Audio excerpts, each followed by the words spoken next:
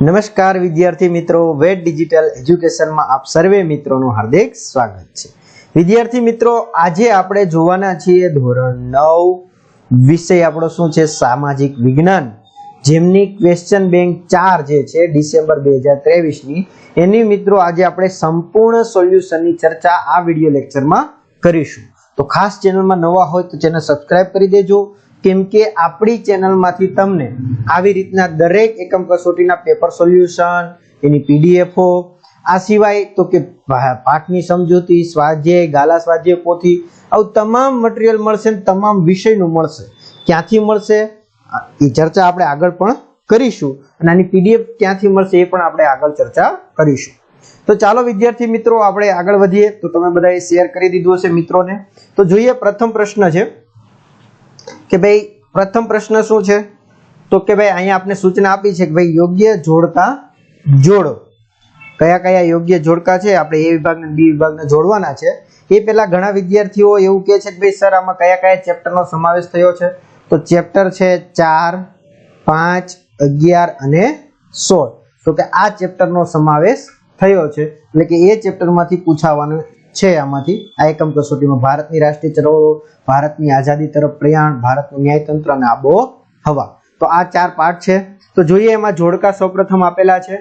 તો પ્રથમ પ્રશ્ન છે તો કે દાંડી યાત્રાનો પ્રારંભ। તો દાંડી યાત્રાનો પ્રારંભ ક્યારે થયો હતો?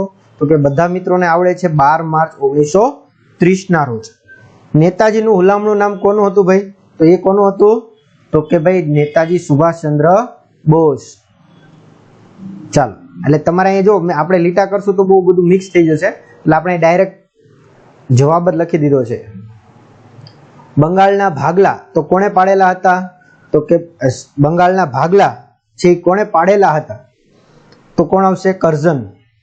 અહીંયા મિત્રો આવશે કરઝન, વાઇસરોય કરઝન, જેણે બંગાળના ભાગલા પાડ્યા હતા, એટલે એમાં એ આવશે। પછી ગદર પાર્ટી, તો એના સ્થાપક કોણ હતા? લાલા હરદયાલ। એટલે જો ત્રીજામાં બી આવશે મિત્રો, અને ચોથામાં આવશે ઈ। પહેલામાં આઈ, બીજામાં સી, ત્રીજામાં બી અને ચોથામાં ઈ। હવે આગળ વધીએ પહેલા ઘણા વિદ્યાર્થીને પ્રશ્ન છે કે સર અમારે આ તમામ મટીરીયલ તમે જે જણાવ્યું એ ક્યાંથી મેળવવું? તો મિત્રો આપણી એપ્લિકેશન છે વેટ ડિજિટલ એજ્યુકેશન, જે તમારે પ્લે સ્ટોર, જ્યાંથી તમે ગેમ ને એવું ડાઉનલોડ કરો છો ને, હા ત્યાં જઈને તમારે સર્ચ કરવાનું વેટ ડિજિટલ એજ્યુકેશન, એટલે આવો લોગો આવશે, એને તમારે ઇન્સ્ટોલ કરી લેવાની। અહીંયા તમારે તમારો મોબાઈલ નંબર એન્ટર કરીને સેન્ડ ઓટીપી પર કરશો એટલે 4 આંકડાનો ઓટીપી આવશે, અને એ નાખશો એટલે આવું પેજ કંઈક આવશે। હવે જે પેડ કોર્સ છે એમાં તમને ગણિત, સામાજિક વિજ્ઞાન અને વિજ્ઞાન, આમનો નવા અભ્યાસક્રમ મુજબનું શોર્ટકટ સાથેનું રંગીન મટીરીયલ તમને અહીંથી મળી જશે। આ સિવાય પરીક્ષા સમયે પરીક્ષાના પેપરોની બધું તમને અહીંથી મળી જશે, તો ત્યાંથી તમે પેડ કોર્સમાં જઈને મેળવી શકો છો। આ સિવાય એક્ઝામ પેપર છે, ત્યાં જશો એટલે આવી રીતના એકમ કસોટીના પેપરો હશે જૂના જે છે એના પેપરો, એનું સોલ્યુશનની પીડીએફ બધું તમને અહીંથી એક્ઝામ પેપરમાંથી મળશે। અહીંયા જશો તો તમને ધોરણ વાઇઝ લિસ્ટ ખુલશે, એની પર ક્લિક કરશો એટલે તમારે જે તે ધોરણમાં જવાનું, તમારું ધોરણમાં, એટલે એના વિષયો ખુલે ને એ વિષયમાંથી જે વિષયની માહિતી જોતી હોય એની પર ક્લિક કરો એટલે જો પાઠ આવશે ને પાઠ ઉપર ક્લિક કરશો એટલે જો પાઠની સમજૂતી, સ્વાધ્યાય, ગાલા સ્વાધ્યાય પોથી, આવી રીતના તમામ મટીરીયલ તમને અહીંથી મળી જશે। અને ઇનશોર્ટ મિત્રો આપણે ત્યાં ધોરણ 3 થી 12 સુધીનું મટીરીયલ છે, તો તમારા મિત્રોને પણ તમે શેર કરી શકો છો। આ સિવાય મિત્રો શાળા મિત્ર એપ્લિકેશનમાં પણ આપણા વિડીયો છે, તો તમે એમાં પણ જઈને તમે જોઈ શકશો વેટ ડિજિટલ એજ્યુકેશન પર। ચલો આગળ વધીએ। પછી કેસરે હિન્દ, તો કેસરે હિન્દની ઉપાધિ કોને મળેલી હતી? તો કે મહાત્મા ગાંધી, એટલે ડી આવશે। સરહદના ગાંધી તરીકે કોણ ઓળખાય છે? તો કે જે, એટલે કે ખાન અબ્દુલ ગફાર ખાન। પછી સુરત કોંગ્રેસ અધિવેશન, તો એ ક્યારે ભરાણું હતું મિત્રો? તો એ ક્યારે ભરાણું હતું? 1907માં, એટલે એની સામે મિત્રો શું આવશે? એચ આવશે। સુરત કોંગ્રેસ અધિવેશન 1907માં ભરાણું એટલે એચ આવશે। ગાંધીજીના રાજકીય ગુરુ કોણ આવશે? તો કે ગોપાલ કૃષ્ણ ગોખલે। હિંદ છોડો આંદોલન, તો કે બધાને ખ્યાલ છે 8 માર્ચ 1942, એટલે એ જવાબ આવશે। અને લાસ્ટ પ્રથમ ગવર્નર જનરલ, તો કોણ આવશે? માઉન્ટ બેટન, પ્રથમ ગવર્નર જનરલ છે। રેડી? શ્રી રાજગોપાલાચારી, જો ભારતીય હોય તો શ્રી રાજગોપાલાચારી, એટલે આ રીતના આવશે। તો આ રીતના જોડકા થશે, એટલે ખાસ ધ્યાન રાખશું। અહીંયા બે સુધારો હતો એ ધ્યાનમાં રાખજો। તો આ રીતના જોડકા થયા। ચાલો પ્રશ્ન 2 છે, એટલે કે 1-2 વાક્યમાં જવાબ લખો। તો કે સર્વોચ્ચ અદાલતના ન્યાયાધીશની નિમણૂક કોણ કરે છે ભાઈ? તો કે રાષ્ટ્રપતિ કરે છે। તમારે આખો જવાબ લખવાનો છો।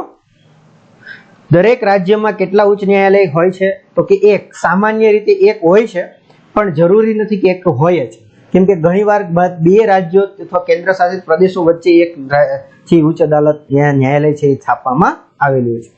લોક અદાલતમાં કોની અદાલત કહેવાય? તો કે લોકોની અદાલત કહેવાય છે. નજીરી અદાલતનું કાર્ય શું છે? તો કે નજીરી અદાલત એટલે કે એવી અદાલત કે જેનું રેકોર્ડ પુરાવાકીય મૂલ્ય ધરાવે છે અને જ્યારે તે રજૂ કરાય ત્યારે તેની કાયદેસરતા સામે કોઈ વાંધો લઈ શકાતો નથી. સર્વોચ્ચ અદાલતના ચુકાદા અથવા તો નિર્ણયો કાયમી દસ્તાવેજ ગણાય છે. અને આ બધું શેમાં ગણાય છે? નજીરી અદાલતમાં ગણાય છે.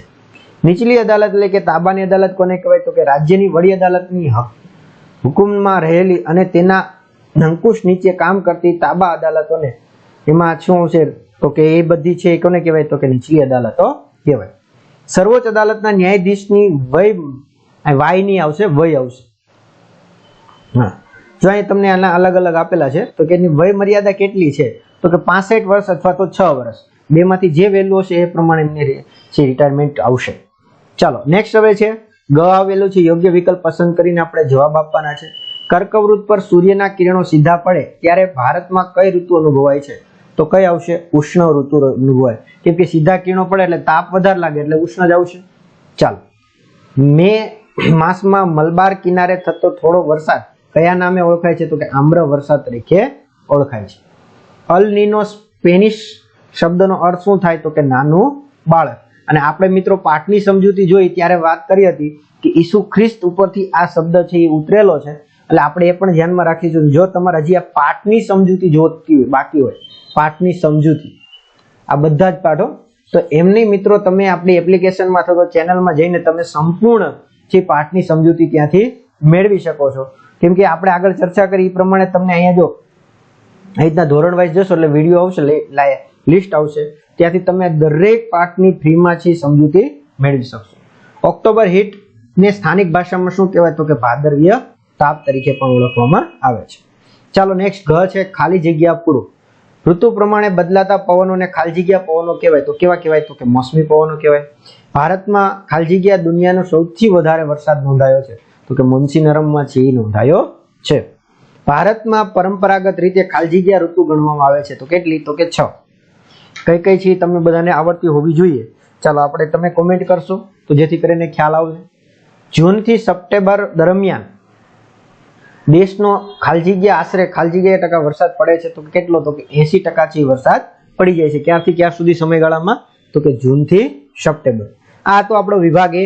હવે નેક્સ્ટ વિભાગ બી છે, તે મોટા પ્રશ્નો છે. તો કે એના જે છે જવાબ કે જેમ કે જો ગાંધીજીએ રોલેટ એક્ટને કાળો કાયદો શા માટે કહ્યો હતો? અસહયોગ આંદોલનની સ્થગિત કેમ કરાયું હતું? જલિયાવાલા બાગ હત્યાકાંડ 13 એપ્રિલ છે ને 13 એપ્રિલ 1919. જો કે આપણે પાઠની સમજૂતીમાં બધા જ પ્રશ્નો જોઈ ગયા છીએ, છતાં આ પ્રશ્નો સંપૂર્ણ જે છે વિભાગ એટલે કે પ્રશ્ન 2 ના, આવી જ રીતના પ્રશ્ન 3 ના, તો આવી રીતના સંપૂર્ણ પ્રશ્ન 4 ના, આ બધા જ પ્રશ્નોના જવાબ આપને ક્યાંથી મળશે તો એની ચર્ચા કરી દઈએ મિત્રો. તો આ બધા જ પ્રશ્નોના જવાબ છે એ તમને અહીંથી મળી જશે. ક્યાંથી? એક્ઝામ પેપરમાંથી. ઇન શોર્ટ મિત્રો આ સોલ્યુશન વાળી પીડીએફ પણ તમને ત્યાં મૂકી દઈશ, અને સાથે સાથે તમને જે છે એ આ બધા જ મોટા પ્રશ્નો છે. જો એક તો મોડલ પેપરમાં મિત્રો આપણે આવી ગયા છે, આ મોડલ પેપર આપણે મૂકેલું એમાં આપણે ચર્ચા કરી હતી કે આ પાઠમાંથી ઘણા બેઠા પ્રશ્નો પૂછાય છે, જો કે પૂછાયા પણ છે. આ સિવાય આપણે જે સ્વાધ્યાય સોલ્યુશન લીધું છે એમાં પણ જવાબ છે બધાના. સ્વાપ પોથી ગાલા સ્વાધ્યાય પોથી છે એમાં પણ જવાબ છે. અને આ સિવાય મિત્રો આપણે થોડા સમય પછી ફ્રીમાં, કેવી રીતના ફ્રીમાં, એનો તમારે 1 પણ રૂપિયો આપવાનો નથી. એ તમને આની પીડીએફ છે એ આપણી એપ્લિકેશનમાં મૂકી દેશું. ક્યાં મૂકશું? તો કે અહીં એક્ઝામ પેપરમાં. ક્યારે મૂકશું? થોડા સમય પછી. કેમ કે માત્ર આ એક કામ હોતું નથી મિત્રો, બીજા પણ કામ હોય એ પતી જશે એટલે આપણે છે આ ફ્રીમાં મોટા પ્રશ્નોના જવાબની પીડીએફ ત્યાંથી તમને મળી જશે. એટલે ખોટો કોઈ કોલ કે મેસેજ એ બાબતે કરવો નહીં કે સર આની પીડીએફ ક્યારે આવશે. ફ્રીમાં ટાઈમ મળશે, આ બધું પૂરું થઈ જાય, પેપરો બધા સોલ્યુશન કમ્પ્લીટ થઈ જાય પછી આપણે એને મૂકી દેશું. તો ત્યાંથી તમે એપ્લિકેશનમાં ક્યાંથી એક્ઝામ પેપરમાં ક્લિક કરશો એટલે એક લખેલું છે એકમ કસોટી, એની પર ક્લિક કરશો એટલે ડિસેમ્બરનું આવશે. ડિસેમ્બરમાં તમને એસએસની સંપૂર્ણ સોલ્યુશનની પીડીએફ ફ્રીમાં મળી જશે. તો આવી રીતના મિત્રો દરેક વિષયના પેપર સોલ્યુશન મળી જશે, એટલે કે ગણિત છે એના વિષયની પણ એકમ કસોટીનું સંપૂર્ણ સોલ્યુશન મળશે અને દરેક વિષયનું મળશે. તો ખાસ તમારા મિત્ર સગા સંબંધીને જાણ કરતા રહેજો અને તમે પણ અમારી સાથે જોડાયેલા રહેજો. તો આ વિડીયોમાં આપણે અહીં સુધી રાખીએ. Thank you. જય હિન્દ, જય ભારત. અસ્તુ.